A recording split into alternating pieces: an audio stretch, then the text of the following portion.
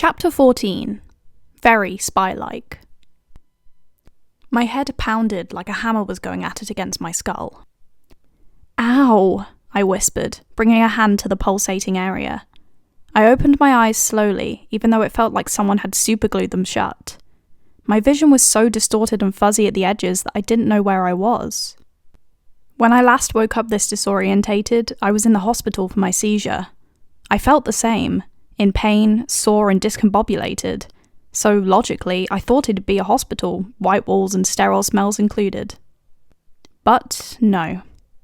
Where the hell am I mumbled to myself, rubbing my eyes harshly. The colour grey filled my field of vision. It was like I was in a padded cell in one of those insane asylums, but the coldness radiating through my ass was saying something different. I looked around, praying that I was just having a bad dream and that I was safe in my bed. I wanted to close my eyes and go back to sleep. "Ow!" I shouted. My shin radiated in pain. "She's awake." I rubbed my shin and glared at whoever it was that kicked me. "Oh, grow up. I didn't kick you that hard." I swung my hand back. "Fuck off, Jack. What are you even doing here?" I snapped. Jack glared. "I don't think you're in a position to be asking questions." He snarked. I stuck my finger up. "Let me rephrase. Why am I here?" As if on cue, some stairs started creaking. I craned my head around Jack and waited to see who else was there. And here I was thinking I just had an awful dream. Miller huffed and rolled his eyes. He stood next to Jack and sneered down at me. "So," I began, raising my eyebrow. "You can leave us, Jack. I need to speak with her alone," Miller said without breaking eye contact.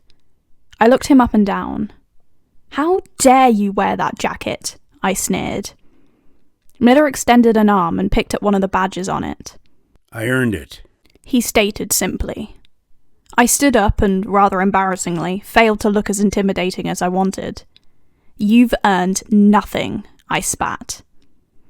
I expected the slap, but that didn't make it hurt any less. "Watch who you're speaking to," Miller spat. Despite wanting to rub my cheek, I restrained myself. Miller wanted me to show weakness, and I refused. "What are you going to do with me?" I asked, clenching my jaw. Miller took a step back and shoved his hands into his pockets. "That depends entirely on what you choose," he said, holding out a phone. My phone. "How did you get my phone?" I snapped, lurching forward. Miller pulled it back, grinning sadistically. He chastised. I exhaled harshly. He tossed my phone from his left hand to his right, taunting me. I balled my hands up like I was going to punch him, which I very much wanted to do. "Well," I snapped. Miller stared, joy in his eyes. "You've got two options," he began. "You can either delete all the evidence you've got and drop out of the case." "Fat chance," I interrupted. Miller shut his eyes and sighed. I glared, even though he couldn't see it. "Or," he continued, "you die." I blinked. Seriously? I couldn't help the snort that escaped my body. "Honestly, Miller, grow up." I laughed. Miller stared at me, but I couldn't tell what he was feeling.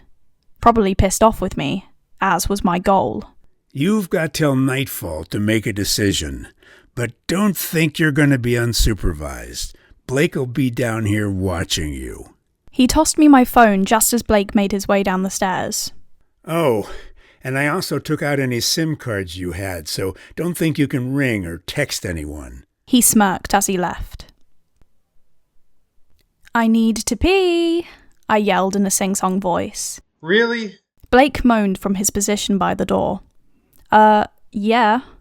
I stood up with a grunt. Blake sighed. "Can't you hold it? Rob will be down in a few." I frowned. "Who the hell is Rob?" I asked. "Rob... Miller?"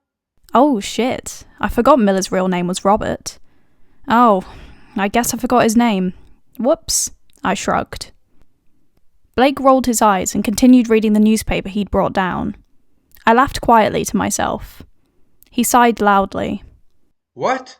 he snapped, folding the paper in half on his lap. I'm not going to stop being annoying until I get to pee, I stated. For fuck, really?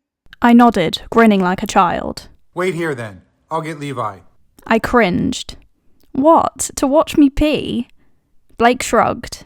I mean, yeah, you've already had sex, so he's seen it all anyway. I raised my eyebrows, fighting off the deep feeling of violation. 1, if we're being accurate, no, he has not seen it all. I wrinkled my nose slightly. 2, ew, no thank you. Blake rolled his eyes. Fine, but you'll have to wait then.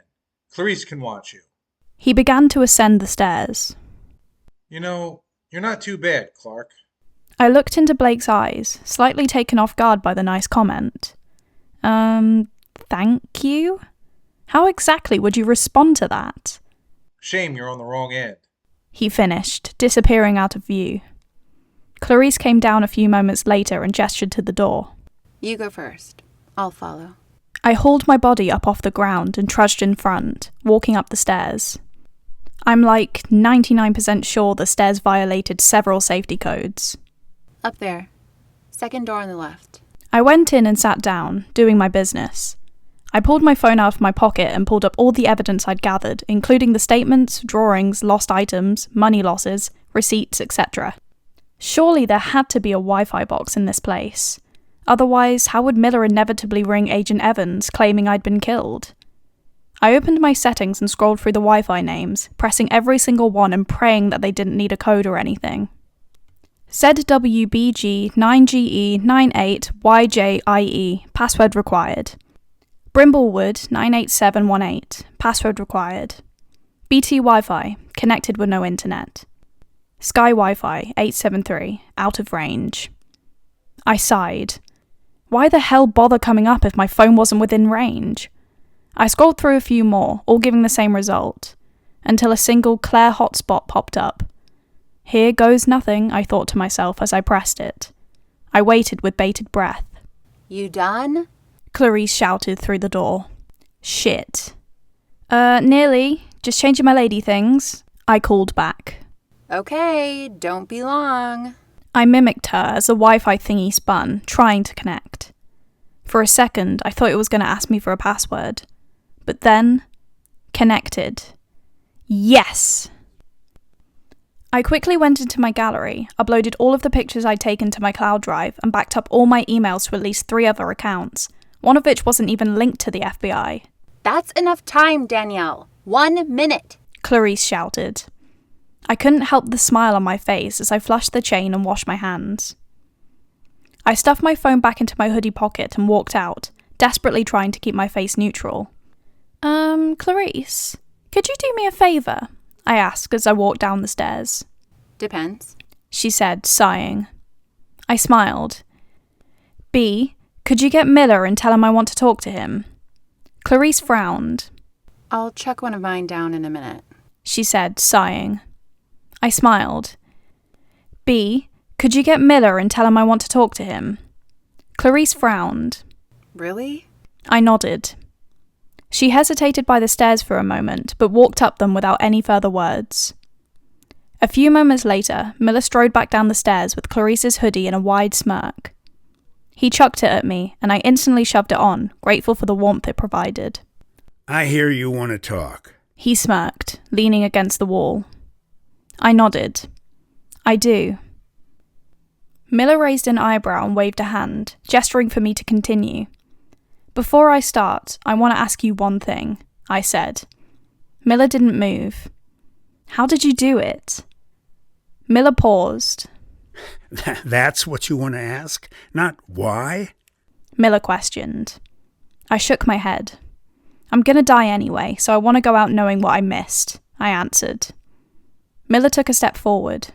What makes you think you're gonna die? I scoffed. I've seen enough crime films to know where this is going to go. I'm not deleting anything, so that leaves you with no option other than to kill me. I stared into his eyes. If to set nothing else but an example. I knew damn well I was egging him on, and I wanted to, even though he could probably lay me out 3 times over. Miller barked a harsh laugh. Danielle, do you think we're in a movie? Is Sam fucking Jackson gonna walk in next screaming profanities? I rolled my eyes. Well, how'd you do it? I pressed, folding my arms. Miller nodded and dragged a chair over. Fine. I heard that a low-life, low-crime duo were being hired for a new job. A big job. Why they wanted a low-level crime duo to work for them, I'll never know. But obviously, we got word of it pretty quickly, being the FBI and all. I got in touch with Blake. He was an old friend of mine. I didn't say anything. He explained, as friends, that he was being roped into this huge job and they needed as many hands as possible. And if we pulled it off, we'd get a huge lump sum as payment, like millions. I raised an eyebrow, but I still didn't speak. I found Jack and Clarisse to help while Blake convinced Levi. It was perfect. Blake, Claire, and Levi had all been on the scene for years before I came along, and Jack as well. We received a piece of paper with jewelry brands they wanted. There were 12 brands on there, but we took, I think, 4 or 5. That adds up. I'd been given a list of shops I wanted to get when I first started on the case.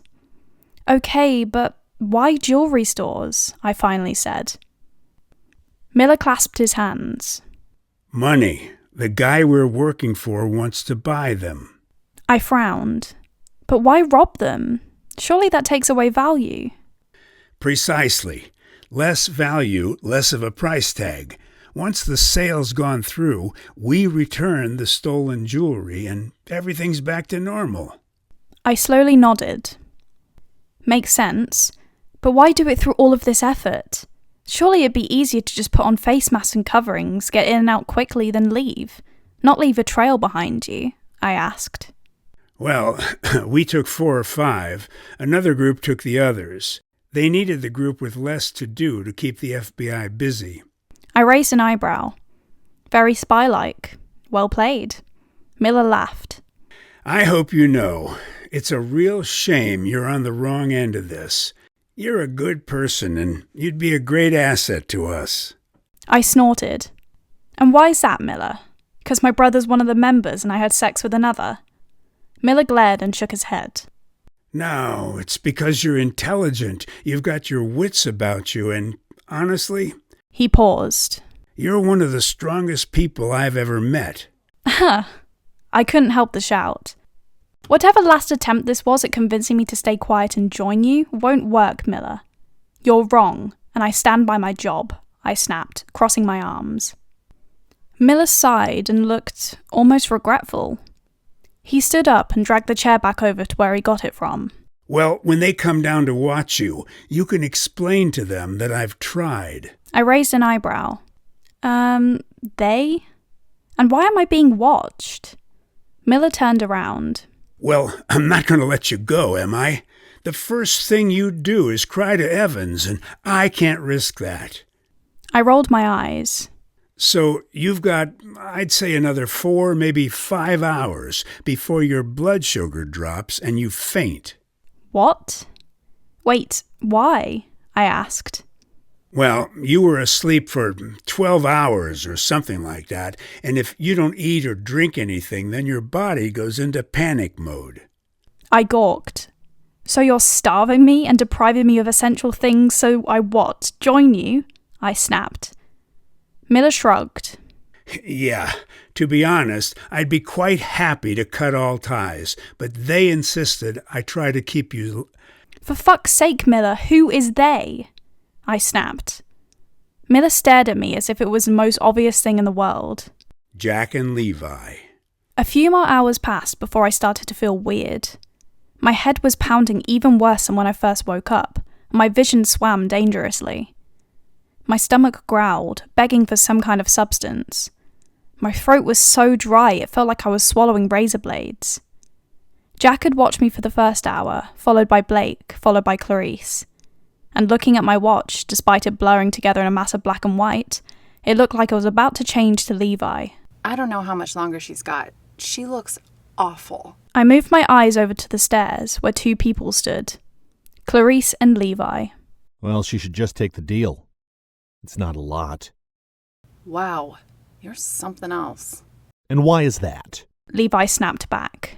Her heels began to walk up the stairs, I think. I don't know, my ears had begun to ring at that point. You have sex with her once after pining for her since she interrogated you, and now you don't give a fuck. She scoffed and made her way up the rest of the stairs, slamming the door at the top. I groaned and tried to sit up.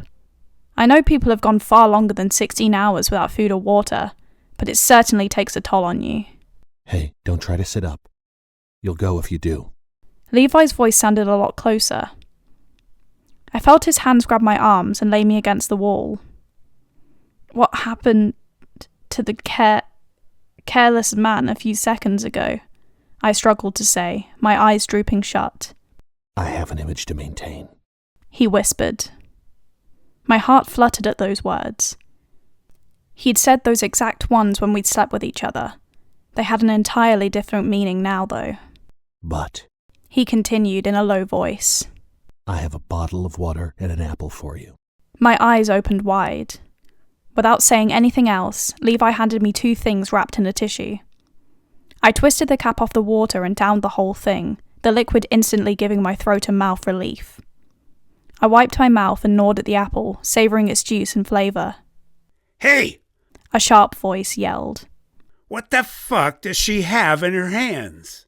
I immediately tried to stuff the bottle in my hoodie, but it was too late. I'd been spotted. Fuck! Levi? What does she have in her hands? Miller yelled. I stood up to defend him, but my legs wobbled, and I nearly crashed to the ground, but strong arms wrapped around my waist, stopping me. Look at her, Rob! She's gonna die! Levi shouted. Like I give a fuck. The point is she either dies or hands everything over. It's not like it's a hard choice. Miller argued. Okay, to be fair, hearing it out loud, it was a rather stupid thing that I was doing, but still. I don't care. You might not have a problem with killing people, but I do. Levi yelled. Miller glared. Fine, I'll deal with you now then, shall I? Levi lowered me to the ground as Miller charged over. No, Miller, leave him alone! I screamed, launching myself at his legs. Miller kicked me sharply in the ribs, knocking the breath out of my lungs. Gupta, in here! Miller shouted, wrestling with Levi. Tears leaked from my eyes at the sharp, radiating pain. Miller! I cried. Why are you doing this? He spun to face me, pure, unfiltered hatred written across. That is none of your business. He spat. Jack rushed in, demanding to know what the hell was going on. His gaze fell on me, and honest to God, I'd never seen his face change so fast. What the fuck did you do to my sister? He shouted. Miller spun to face him. He pointed angrily. Want me to deal with you next, Clarke? He snapped. Jack looked back and forth, obviously struggling to decide what to do. Blake ran in, effectively ending the conversation. The 2 men hauled Levi out, screaming and kicking. I cried, hoping it'd be loud enough to drown out the shouts of anger from Miller, the shouts of shock from Clarisse, and the shouts of pain from Levi. Christ knows how long passed before the shouts stopped. I'd curled myself into a tight ball and sobbed, trying to drown out the sound, and it helped a little. I couldn't help the guilt. For some reason, Levi had a reason to like me. Of all people, me. If it wasn't for him trying to help me, he wouldn't be in the situation he was in. I was still so thrown that Miller could be so callous and evil. He was like Mason. Both had no qualms about killing people and certainly didn't mind hurting them. I'd go as far to say they enjoyed hurting others. Even though I drank a whole bottle of water and eaten an apple, it didn't stave off my low blood sugar. My vision was still blurry and my head still pounded. At one point, when the shouts had finally stopped, rather abruptly, which unsettled me, I crawled to the stairs and screamed for Miller until my throat burned. Blake had been the one to open the basement door. I really wouldn't. Not now. He needs to calm down before you speak to him. I glared as much as I could. I don't give a fuck. Let him hurt me. Jack'll kill him and I'll slice his fucking throat, I screamed as tears flooded from my eyes. Blake shook his head. For the very reason that Jack would hurt him, I'm not letting you speak to him. Jack's a good lad, and I'm not letting him go through it. The door clicked shut again, and I screamed until it felt like my throat was going to bleed. I could tell by the weight of the footsteps that Miller was stomping around above the basement. Judging by how hard he was walking, he was pissed. I needed to speak to him. I had questions. Eventually, somebody came into the basement again. I'd been on the brink of sleep, so I didn't immediately register who it was. Hey, you awake, Astrid? I almost didn't say anything. Astrid? Jack tried again. I sighed and rolled over. What? I snapped. Jack sighed and rubbed his eyes. Can we talk like adults, please? I need to get some stuff off my chest. I nearly said no, but something in his face begged me to stay silent. I inched myself up the wall. Fine, I sighed.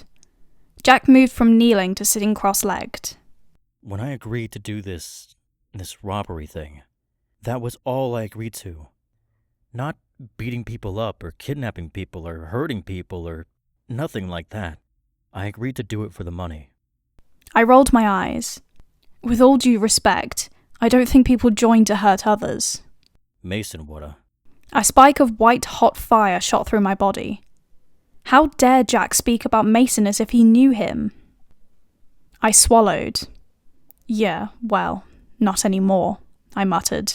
And I wasn't getting the money just for me. Jack continued. I played with the strings on the hoodie. Yeah? I asked.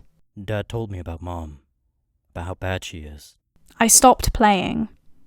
I couldn't help the frown that spread across my brow. Yeah, well, if Dad didn't leave her, then we'd be okay, I snapped. I know, and believe me, the others think so as well. Christ, the number of times Tom would try to get Dad to send you guys money? Or when Amy wanted Mom to move back in with her and Dad until she was better? My eyes found their way to his. Really? I didn't think they cared about us. Jack shook his head. Nah, they missed you. One of the reasons we stopped visiting was because we didn't like leaving you. So why didn't you all move in with us? I pleaded. A, we'd be in the same place with Dad, and B, Astrid, we all had lives in San Fran. We couldn't just up and move. I rubbed my eyes, trying to clear the water from them. And Dad told me you'd gotten into a sticky situation that you couldn't get out of. He just didn't say what it was. Mum and Dad were the only ones I told. Jack nodded. Yeah. They didn't say it was because of Mason and Emily, but they said you were in a tight spot. I hugged myself. That's an understatement, I mumbled. Asked if I knew that, honestly, I'd have helped. I frowned. Jack, I rang you. Over 10 times. We've already had this row and I'm not having it again. Jack had the decency to look guilty. I am sorry for that. I was a ship brother, and should have answered or helped you. I didn't look at him, but I sighed. Well, I'm not close enough to forgiving you yet, but it's a start, I said, playing with the strings on my hoodie again. Jack smiled. Get up! A harsh voice shouted. What the fuck? I mumbled, resting on my elbows. Seeing as you're so insistent on defending each other, you can starve down here together. Miller snapped. I rubbed my eyes. What in the ever-loving fuck are you on about? He grunted. I believe if you open your goddamn eyes, you'll see. My eyes finally adjusted to the darkly lit room, if you could even call it lit at all. Holy shit, what did you do to him? I gasped out. As you mentioned earlier, Miller's eyes glittered like a maniac. setting an example. I couldn't bring myself to move. The number of bruises on Levi's bodies were... God, Miller went at it. You're a psycho, I snapped.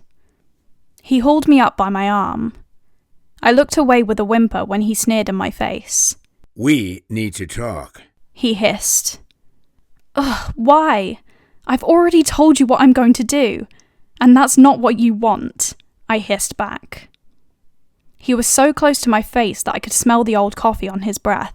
I'm only doing this for Jack. Quite honestly, I want to see your guts on my floor, but I promise to try. I sniffed away the tears. Why promise someone something? You don't seem that type. I felt stupid the immediate second I spoke. Why the hell was I goading a maniac, man? Miller abruptly pulled away from my face. His eyes sparkled with insanity. Because Jack's important. I lose him, I lose it all. I frowned. Lose what? How is Jack going to help? Miller pulled me forward and began marching me back up the stairs. That's what we're going to talk about.